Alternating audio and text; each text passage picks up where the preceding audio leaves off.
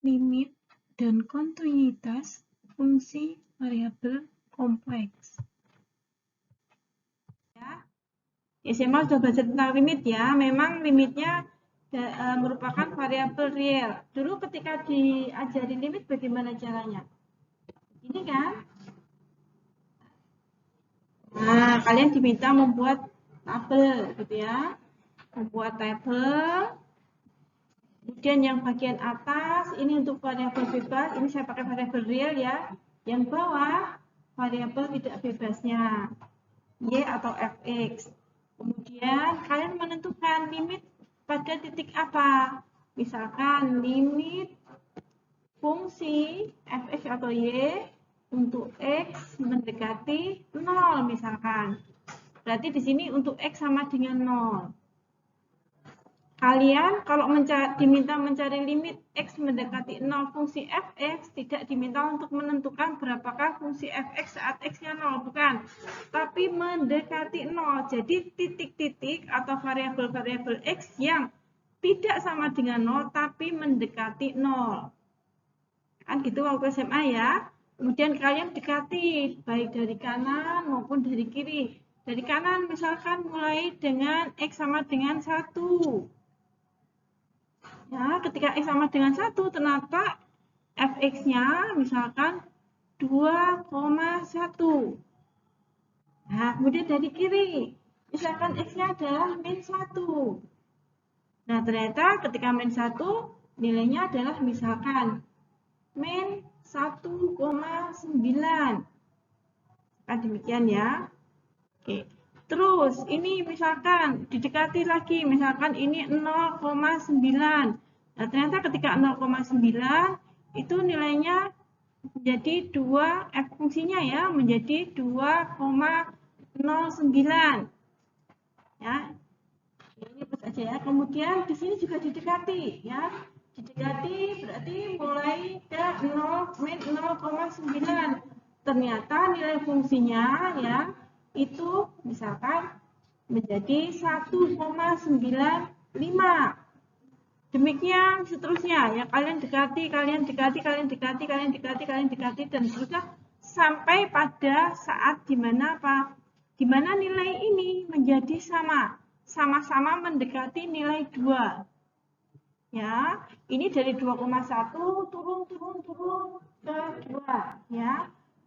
Terus kemudian yang dari kiri itu dari 1,9 naik menjadi 2. 2,0 ya sudah sangat dekat dengan 2. Sama-sama mendekati nilai yang sama 2. Maka kalau seperti itu, limit fungsi fx untuk x mendekati 0 sama dengan 2. Gitu kan dulu waktu SMA ya. Ya, untuk fungsi variabel real ya. Jadi limit fx, x mendekati 0 sama dengan 2. Karena didekati dari kanan maupun didekati dari kiri sama-sama menuju angka 2. Koheren. Ya. Untuk fungsi variabel kompleks tentunya akan berbeda dengan fungsi variabel real ya. Karena apa? Karena kalau variabel real itu hanya bisa didekati ya satu bilangan, itu baik dari kanan maupun dari kiri. Kalau variabel kompleks, satu bilangan kompleks, itu satu bilangan kompleks bisa didekati baik dari kiri, kanan, atas, bawah, maupun serong kanan, serong kiri, serong bawah kanan, serong bawah kiri, dan seterusnya ya. Jadi dalam satu luasan lingkaran di sekitar angka Z0 tadi, kita bisa katakan kita mendekati bilangan Z0 dari satu seluruh ya, neighborhood ya, seluruh sekitar bilangan Z0 ya dalam bentuk lingkaran. Untuk definisinya, definisi dari fungsi limit untuk fungsi variabel kompleks, suatu fungsi fz dikatakan mempunyai limit L saat Z sama dengan saat Z mendekati suatu nilai titik Z0. Nah, nulisnya seperti ini ya. Limit Z mendekati Z dalam Fz sama dengan L. Jika apa? Jika nilai Fz terdefinisi pada titik-titik di sekitar Z0. Di sekitar ya. Dan jika nilai F mendekati L untuk semua nilai Z di dekat dengan Z0. Serupa kan dengan variabel real tadi? Ya, di sekitar, hanya di sekitarnya itu dalam bentuk lingkaran. Ya, karena kalau real cuma bisa didekati dari kiri, dari kanan. Kalau variabel kompleks Z itu didekatinya dari segala arah. Ya, oke. Kalau definisi formal matematiknya seperti ini. Jika untuk setiap nilai positif real epsilon dapat ditentukan suatu bilangan positif real delta sedemikian rupa sehingga untuk Z tidak sama dengan Z0, di limit itu tidak sama dengan mendekati, ya, tapi bukan itu, ya. Z tidak sama dengan Z0 dalam piringan, ya. Karena apa? Karena yang namanya di sekitar untuk bilangan kompleks itu dalam bentuk area lingkaran, ya. Dalam piringan lingkaran ini, ya, ini kan persamaan lingkaran, ya, nilai magnitude atau mutlak dari Z dikurangi Z0 lebih kecil dari delta, ini kan persamaan lingkaran, ya, persamaan lingkaran dengan titik pusat Z0 jari-jari delta. Berarti yang ini akan didapatkan nilai ini, nilai mutlak dari Fz dikurangi L itu lebih kecil dari epsilon. Dan jika limit itu ada, maka akan bersifat unik. Ya, jadi limit itu hanya satu. Nah, jadi kita belajar limit itu untuk apa? Ya, salah satu kegunaan kita belajar limit adalah untuk menentukan kontinuitas suatu fungsi pada satu titik. Jadi satu fungsi itu kontinu atau tidak itu ditentukan dengan limit ini.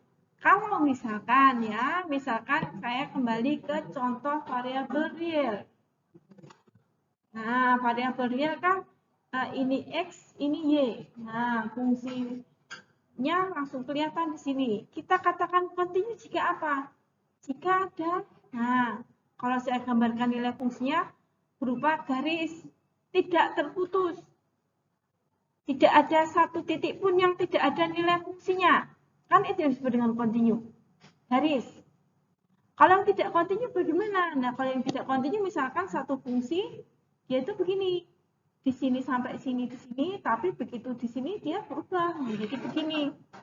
Ini tidak kontinu. Ya. Kalau secara visual kita mengatakan yang merah kontinu, garis terus, tidak putus. Yang biru bagaimana? Yang biru tidak kontinu. Kenapa? Ya, dia putus di situ.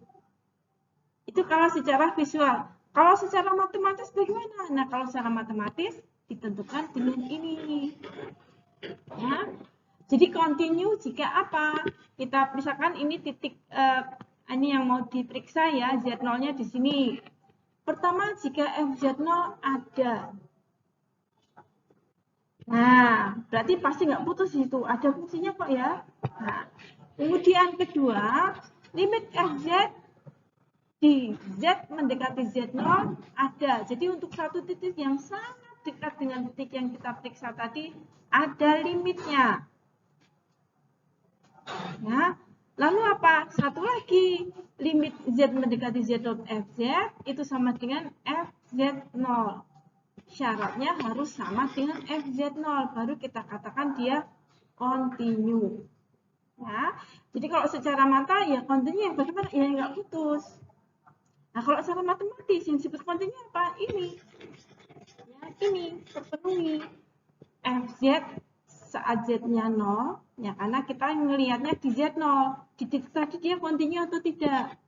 Oh, nilai fungsinya ada, berarti dia kontinu. Oh, belum tentu. Limitnya dilihat dulu, ada nggak? Limit Fz untuk Z mendekati Z0. Bukan Z0, tapi yang mendekati Z0. Limitnya ada nggak? Oh, ada. Jadi kontinu, cek lagi di sini. Sama nggak yang 1 dan 2 tadi?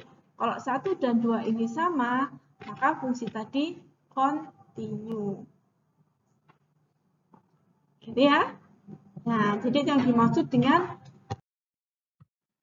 dan suatu fungsi Fz itu dikatakan kontinu pada satu domain, Ya, jadi pada satu daerah asal variabel bebas asalnya jika apa? Jika MZ itu kontinu pada setiap titik pada domain tersebut, ya. Jadi semua titik pada domain tersebut FZ-nya kontinu, maka MZ dikatakan kontinu pada domain